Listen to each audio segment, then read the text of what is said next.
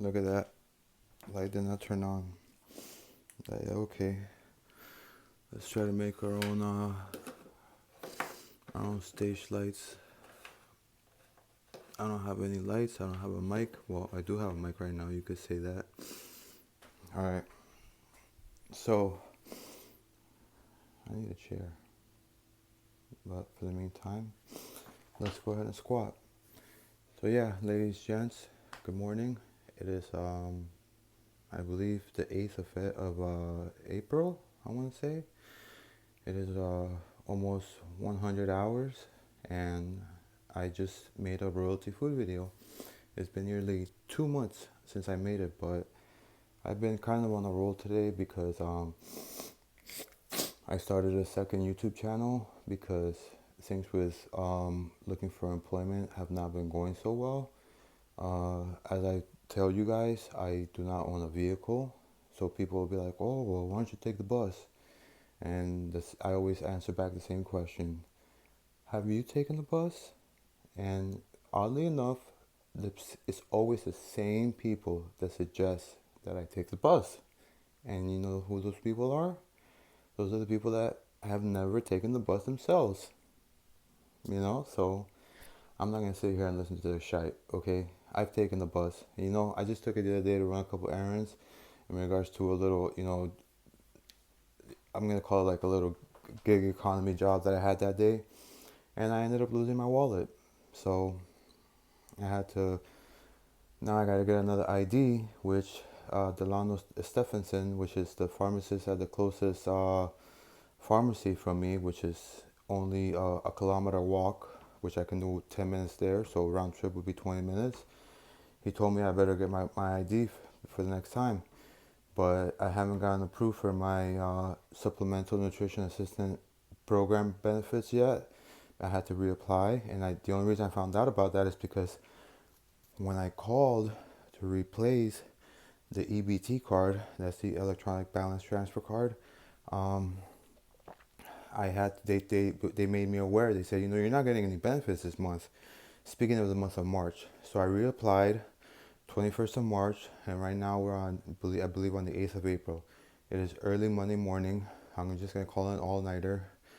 I put on my Pembroke Lake shirt because I'm gonna do some videos on my new channel, because my new channel is gonna be focusing on a passion project of mine, which if it goes well, I'll see if I can get it incorporated, and then that way I can, get one of those programs to keep track of. Well, once I get incorporated, I have to get in contact with that company that where I can, accept plastic with by means of a smartphone. You connect that little thing. You got to pay an astronomical fee for each swipe. That's how credit card companies are able to offer those rewards or whatever. For instance, at my clinic, if I pay with plastic, they charge an extra 4% on the price, on the total price of the visit. I got scammed. YouTube was saying these things about $6,400 giveaway, yada yada yada. So I was like, oh well, you know what? Give it a shot. I've seen enough of the ads. So I called somebody I never talked to in my life. I was an idiot. I gave them all my personal info, including my social, which you should never do. At the last four, there's no reason for you to ever give your social security away to anybody. But it was just somebody that was working. They were like they were doing like a phone job. Where they probably just sitting on a computer doing data entry and doing something like this with a microphone, and they were just getting people info and asking them, "Are you gonna make $15,000 this year, this calendar year right now that I'm in?" I said, "Look, man, I'm looking for work. I can't guarantee it, but I'm looking for work." He's like, "All right, just you're gonna make $15,000." I'm like, "Okay, whatever you say. I don't want to lie." And they ended up putting me on this health plan. It's part of the marketplace, which is part of the Affordable Care Act, and so far it's been shite. All right, the clinic that I go to, they don't accept insurance, and I don't blame them because insurances are, just like Chris Rock said, they should be called in case shit. In case shit happens, okay?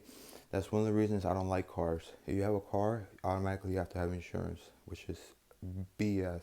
It just drain you from your money. Thank goodness I like old cars and it's cheaper to have to insure an old car. But because of my driving record and most of the reason why I've only been in one accident my whole life. Okay, I've been driving since I was like 15 years old, and I am 61 right now. So you do the math, and when that accident only happened because I had two women in my car, and it's you could just imagine how distracting that is.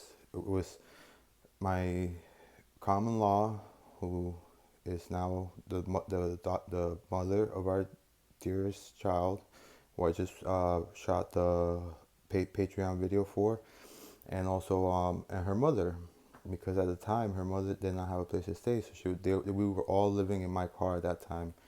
Beautiful 1988 Chevy Caprice Brougham, leather seats, everything. It only had like 4,000 miles when I got it. It was owned by an older lady from Maine, which is the northernmost country on the East Coast, and she never ever drove it during the winters. It was garage kept all winters, only during the summers, and she only drove it to the supermarket and to church, and that was it. So the car, absolute beauty. The only thing I had to do, I had to clean the carburetor, because it was an 88 and I had purchased it around 2010. So by the time it was already 98, 2008, it was already about 22 years old. 3 more years and I could have gotten that classic license plate for the back. And so I had to clean the carburetor, which there was only one person that still does that in like all of South Florida. There might have been another one, but there was only one that I could find. They still did, are able to clean carburetors, because the carburetor, there's a lot of pieces, a lot of parts they got to take apart. So I had to get the carburetor clean. I had to replace the starter, which I did by myself, and I think I had to have replaced um, the what is the thing in the front that helps to keep it cool? Uh, they have them in homes, the radiator. But I had someone install the radiator for me. I should have done it myself. I missed out on that. But at least the starter I was able to do by myself, and the radiator I paid. I think Juan David, I think his name is, to do it. But yeah, those were the only things I did to it. I overpaid. I paid 4,000, but it was damn worth every penny. That car, everything was. It was, first of all, it was all stock. I'm an all stock kind of guy, just like Sir Mix-a-Lot. And if you don't know what I'm talking about, I'm gonna see if I can find the video. I'll link it below from Donut Media. Check out their channel. I'll link them below in the description. Sir Mix-a-Lot likes his cars all stock, just like me. If I get a sound system, I would still keep the stock radio, and I would just make it so that I could add a device that I can control via Bluetooth through like an iPad, or just what I'm holding in my hand, an iPhone 13 mini, and then I can control the sound system. But the problem with sound systems, you're like a target, because people are gonna look at you, they're gonna look at that car. I got pulled over by a Pembroke Pines police officer right as I was crossing into Hollywood. Okay, I was crossing University Drive. I was heading eastbound on Taft Road. And you know what he pulled me over for? He said I did not have a mirror in the middle to look to the back, which that is not unlawful. Because if that were the case, he would have to pull over every single truck, trailer, rig, or as it's over the pond, I think they call them jerry rigs. He would have to pull over every single one of those, every single box truck, like the ones that you rent from U-Haul, because none of those cars have a thing in the middle. The only mirror you have to have by law is the one on the passenger door, so you can just look like that and look and see behind you. The one on the driver's door you don't even have to have, because you can just quickly turn your head like that and see what the traffic is behind you. So he pulled me over for a bullshit excuse, okay, just because he saw the car I was in and he wanted to get to see what it was. And I'm telling you, they can be, when they see, it is a nice car. So let's give the officer the benefit of the doubt and say he just wanted to admire the vehicle, okay? I'm not gonna hate. I'm gonna appreciate. Police officers are human beings, even though they're a different breed, because they are trained to police, And I think at times they forget that once they clock out, they no longer have to police. And I think that affects a lot of their personal lives, because I've noticed that a lot of police officers that I know of end up getting divorced. What's up with that?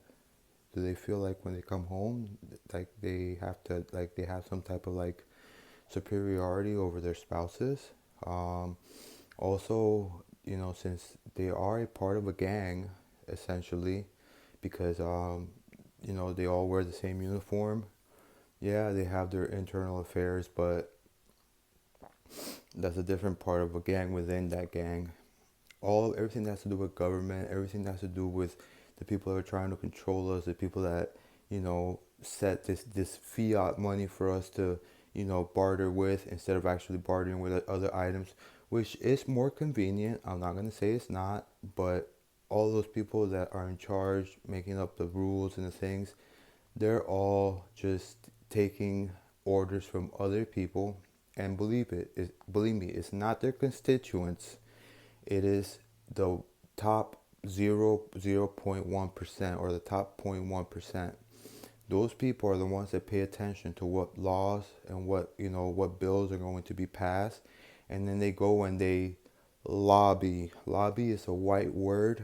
In other words, like a word, set by the white people, which means to bribe. So they bribe their politicians, but they call it lobbying, so it's legal. And they spend so much money, depending on what agenda they want to get pushed. Um, the people in charge will lobby. It's a fucking joke. So that they can get the bill which they want to be pushed through and to be approved. And why do they do that? Because then that way they can assure that their wealth, they can maintain their wealth where it is, or they can gain more wealth. Just like during this last pandemic. I heard a lot of things. Whether it's true or not, I don't know. I didn't research into it. But allegedly, the top three richest people, they made money during the pandemic. I forget how much money. While I call it right now 1%, maybe 20%, and then 80%. That's how I separate the United States. 1% are the people that are millionaires, whatever. 20% is the middle class, which the middle class now consists of people that make, like, sadly, you have to make at least like 80,000, between 80,000 to like maybe 150, 250,000, depending on your family size, per year. And there are a lot of people that make six figures, and they live paycheck check to check now, because everything with how everything's gone up with inflation. And don't think it's Biden's fault, because everything that's happening now is a result of what happened in the past. Okay, so yeah, if Trump's going to become president again, unfortunately, the Democrats, they fucked up. They should have put a woman who had, who was not your typical politician, who wasn't afraid to do like what I suggested to that other Republican woman that was running. I gave her some suggestions to follow if she wanted to actually have a debate with Trump, because he wouldn't debate her. But I guess either because my channel's too small, it didn't reach her, or if it did reach her, she said, "Oh, I would never do that," because she's a person of, she's an educated person. She has no need to do that.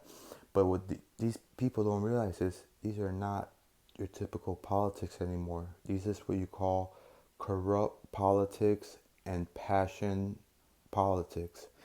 All right, corrupt politics means that everyone in both parties know that when what it doesn't really matter, but Trump is at least as honest about it. If Trump becomes president, there'll be plenty of corruption, so that the wealthy and the rich will gain more, while the rest of the people, they'll seem like the middle class, which are usually the business owners or the educated people that got graduate degrees.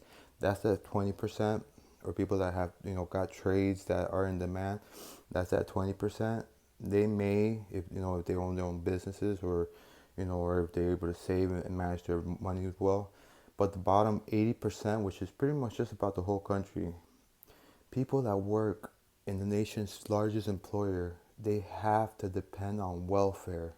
their wages will not even support them, and that's with wages going up. By the end of either this year or next year, the hourly wage for minimum in the state of Florida is supposed to be $15 an hour.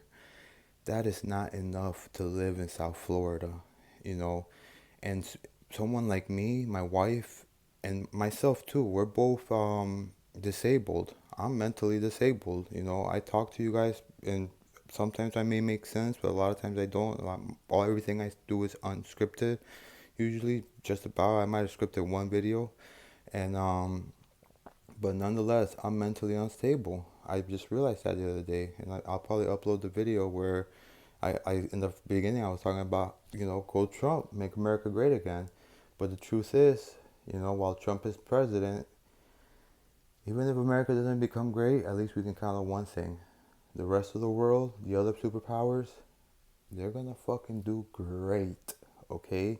Whenever we do bad, the other superpowers, you can rest assured that the rest of this world, they want Trump to become president. But I don't know. A little itty bitty part of me has faith, because a lot of the police, a lot of the people that come back from doing service, a lot of firefighters, they're not dumb. They're smart individuals, just like the rest of everybody, just like the rest of people. Okay, they saw Trump during his first presidency, and they saw not just how the U.S. economy fared, but how it fared with the world economy. Because economics now is not just your own local economy. It's about trading with the rest of the world and all that other shit. So they saw how all of that fared. Now, Biden, he was able to pass that infrastructure bill.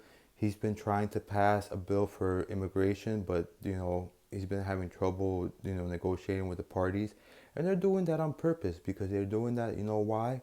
So that they can get their guy in office. And what do they want their guy in office for? Be so that the corruption can run rampant and they can get wealthier, And you know what? That's just how it is. That's just life.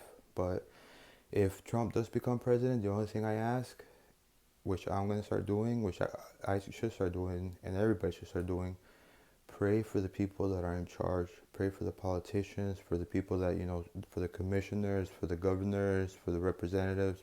Pray for all those people who are in charge, that their hearts, their minds, that the choices they make might be made out of love, and that might be made out of the will of the Almighty. Because my concern is that now, because Trump has been hit with a lot of legal repercussions from his past actions, that he's going to allow his emotions to take the better of him, and to have him make some of the choices that he makes while he's in office.